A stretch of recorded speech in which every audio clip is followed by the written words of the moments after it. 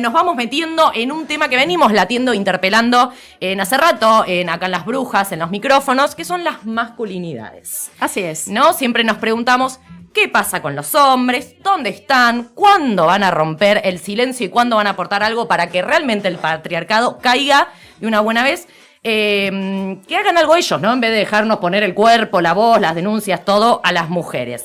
Para pensar esto sin caretas, sin discursos amables de varón deconstruido de manual, hoy tenemos el enorme lujo de charlar con una militante de la salud mental. Ella es psicoanalista, escritora, tiene casi 30 años de trinchera clínica y acaba de lanzar un libro fundamental que fue editado por Noveduc, Varones de carne y hueso, nuevas masculinidades. Le damos la bienvenida a Lila María Feldman a Las Brujas. ¿Cómo estás, Lila?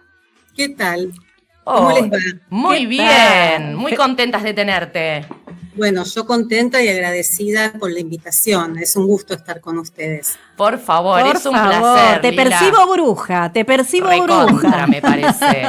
Mirá con ese color rojo que está, la percibo que está ahí en el aquelarre. Así es, así es. Muy bien. Lila, bueno, escucha, para quienes nos están escuchando ahora del otro lado, vos específicamente haces una distinción muy potente entre los varones del centro y los varones de la periferia. Quiero que nos cuentes un poquito quiénes son esos varones de la periferia que llegan a tu consultorio y por qué decís que todos los sufrimientos de ellos quedan como invisibilizados, mudos.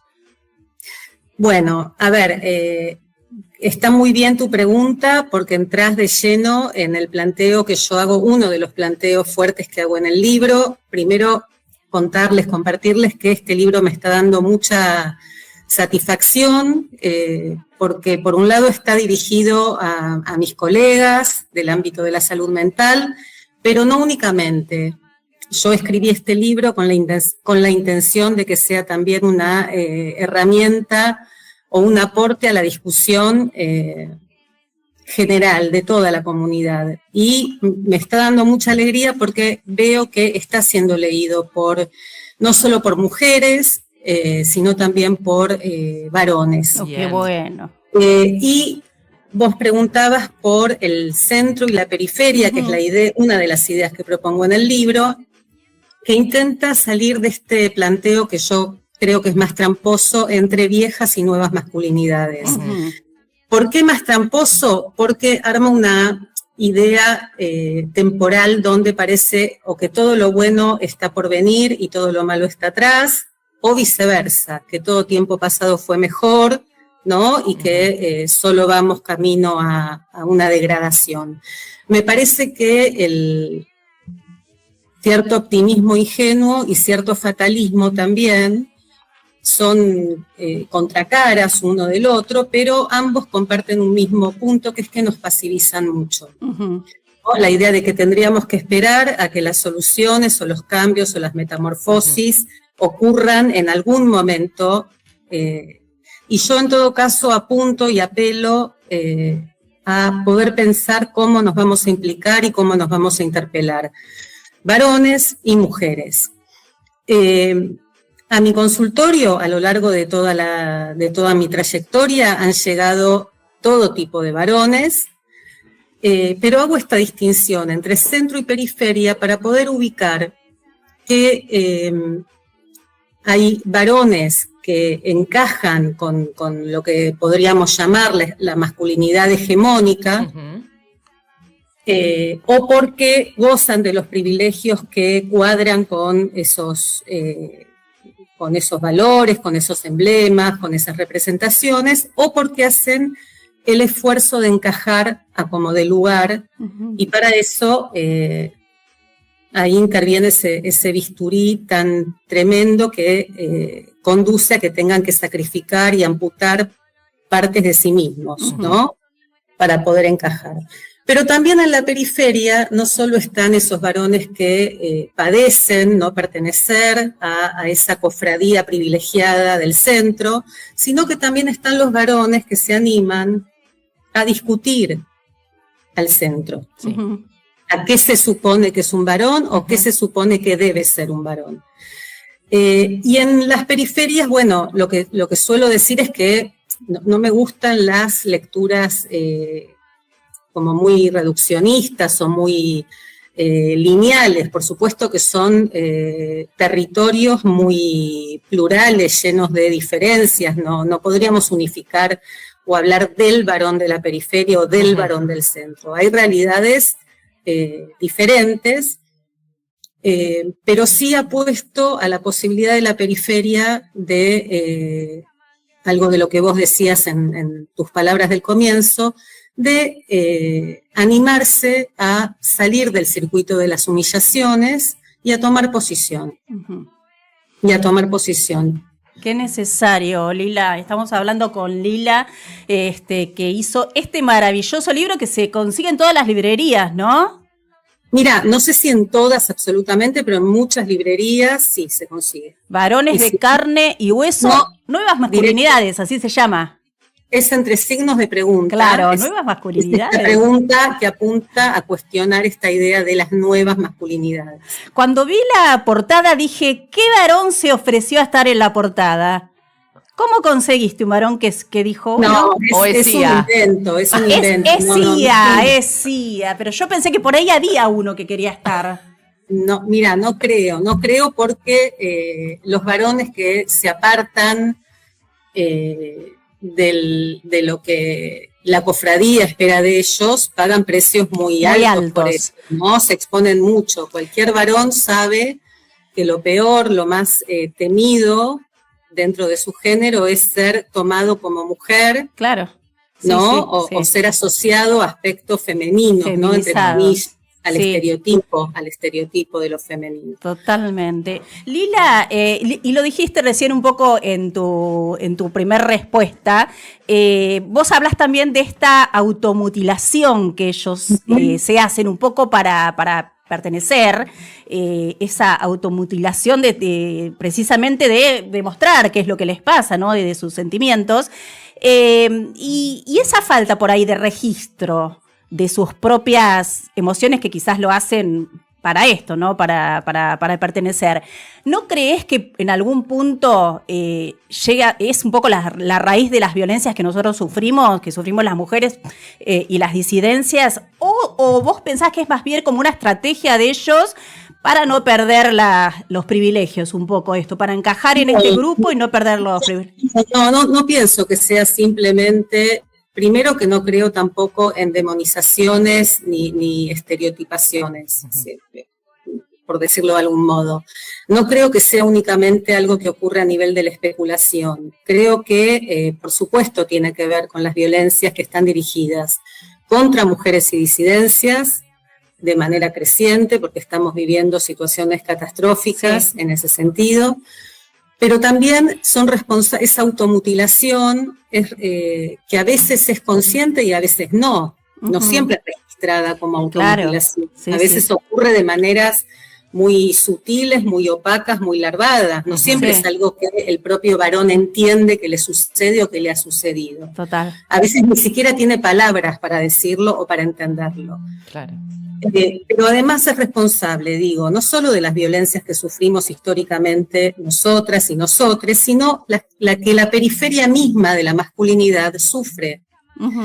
Porque pertenecer a la masculinidad es también entrenarse en tener que ver cómo se las ingenian para no ser humillados, y eso requiere humillar. Claro, sí. Eso requiere humillar. Entonces, me interesó también poner el foco en las violencias que ocurren al interior del género masculino. Porque ahí también hay una cantidad gigantesca de violencias, y de eso hablo mucho en el libro y lo detallo. Así es. Y otra cosa de lo que hablás, que también me parece muy interesante, es cómo...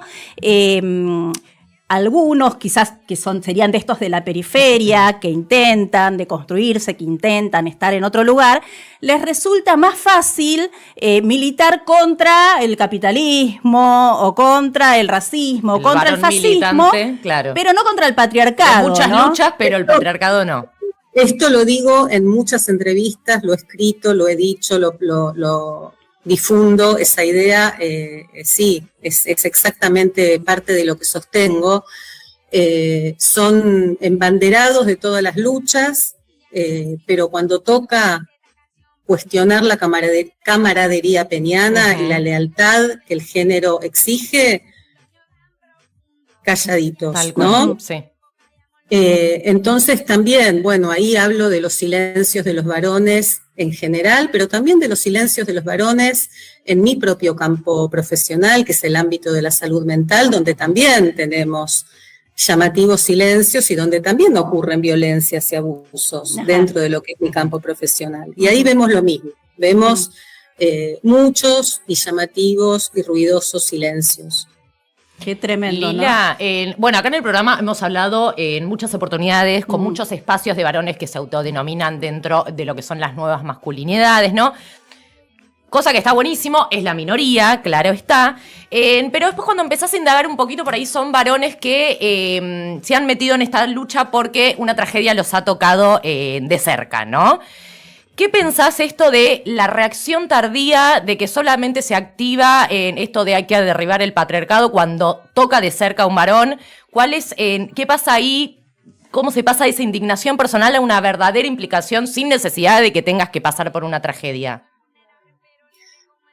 Qué pregunta difícil. A ver, vemos que muchas veces lo que vemos son simulacros, ¿no? De lo que se llama deconstrucción, vemos mucho maquillaje y también vemos gente, varones, que por ahí sí llegan tardíamente. Yo celebro que lleguen. Si es a costa de una tragedia, la verdad que lo lamento enormemente.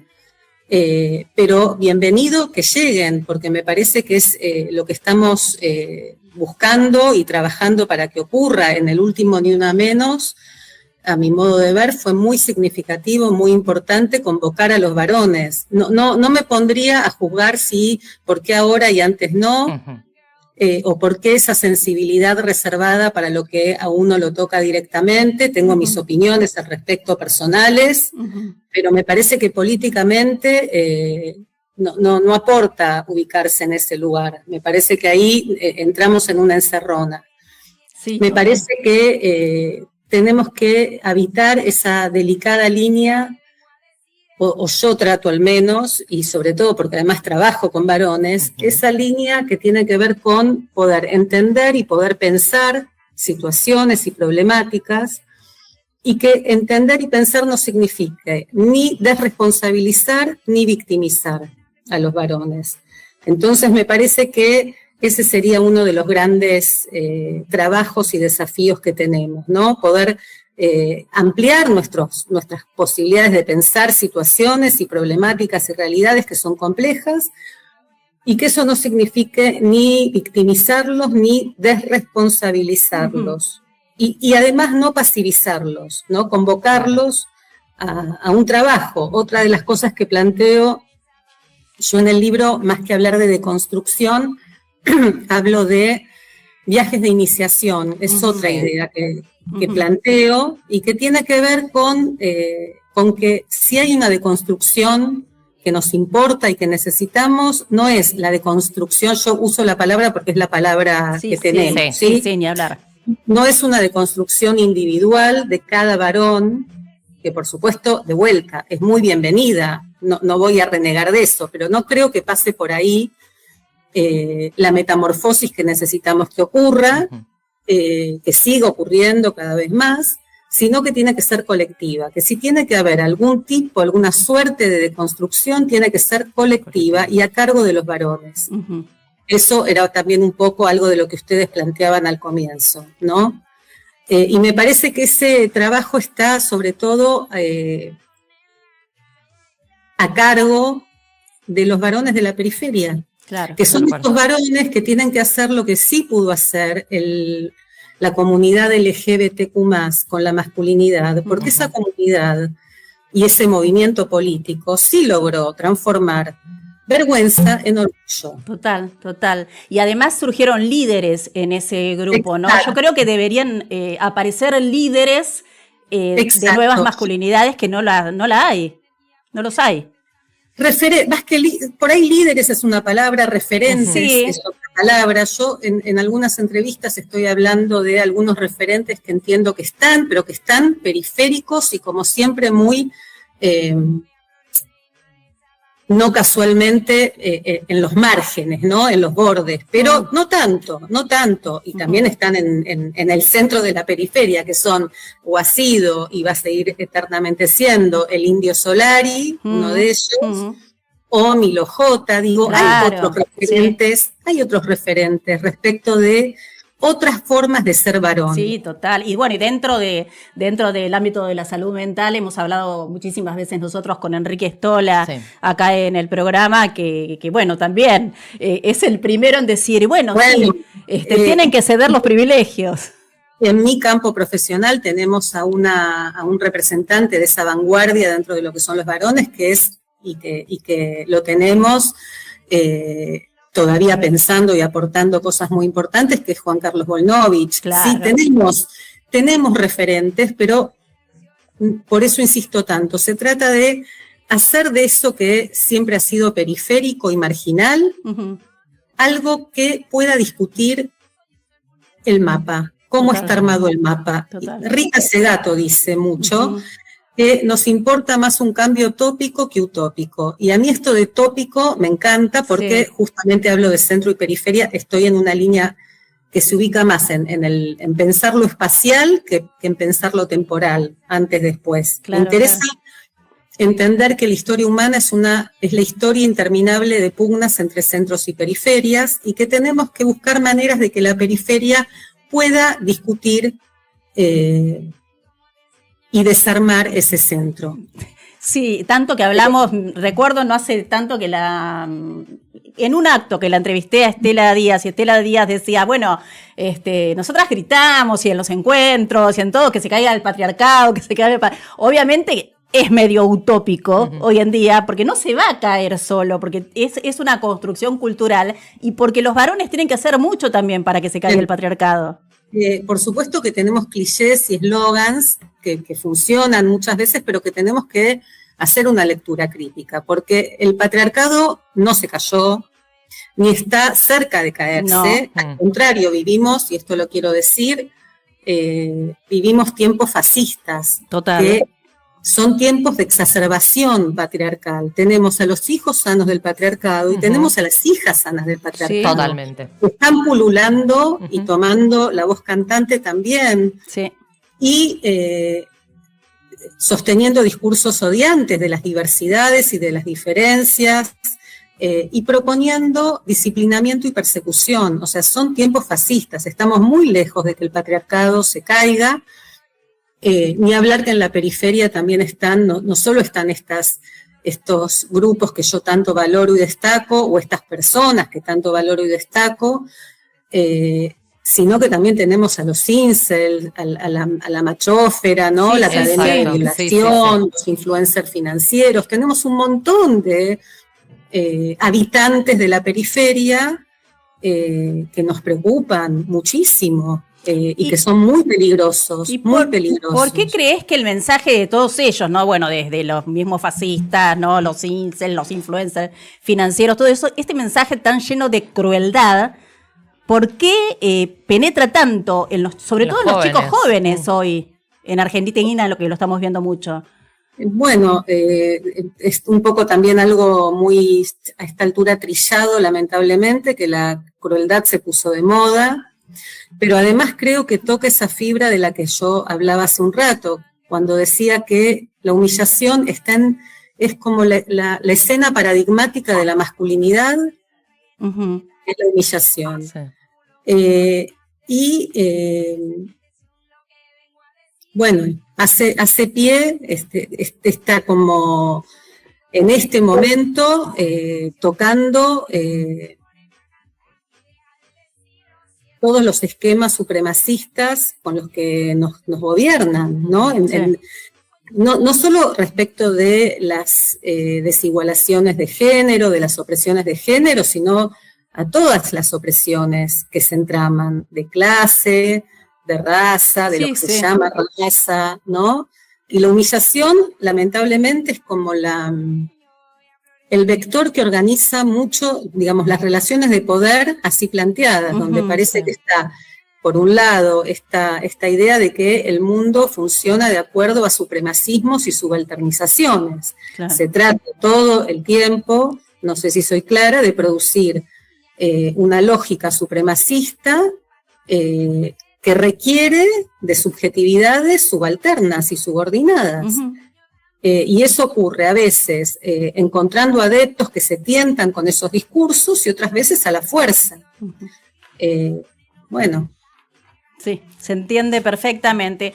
Lila María Feldman, este es el libro del cual nos está hablando, que tiene, bueno, mucho más de lo que hablamos. Esto fue como un pequeño adelanto.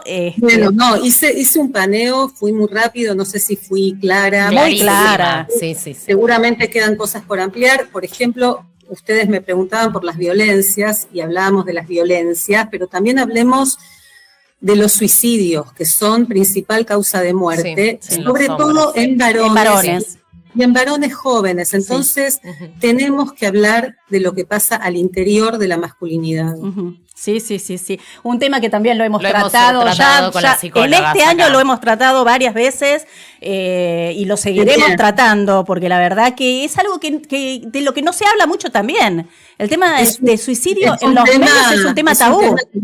Es un tema tabú, es un tema dolorosísimo, preocupante, difícil de tocar, pero muy urgente celebro que ustedes lo estén tratando y que digamos, crecientemente se esté tratando en los medios de comunicación. Sí, sobre todo por esto que vos decís, ¿no? La mayoría son varones y muy jóvenes. Sí. Y muy jóvenes, siempre el suicidio tuvo esa edad generacional, siempre fueron más los jóvenes, pero ahora hay como que están totalmente los varones desafiliados, caídos en un mundo que funciona con esta lógica de la que hablaba recién, claro, que es una lógica de extractivismo y despojo. Entonces, o servís o sos descarte. Claro. Entonces, esas son las propuestas. Es un mundo muy cruel también para los varones. Total, es cierto.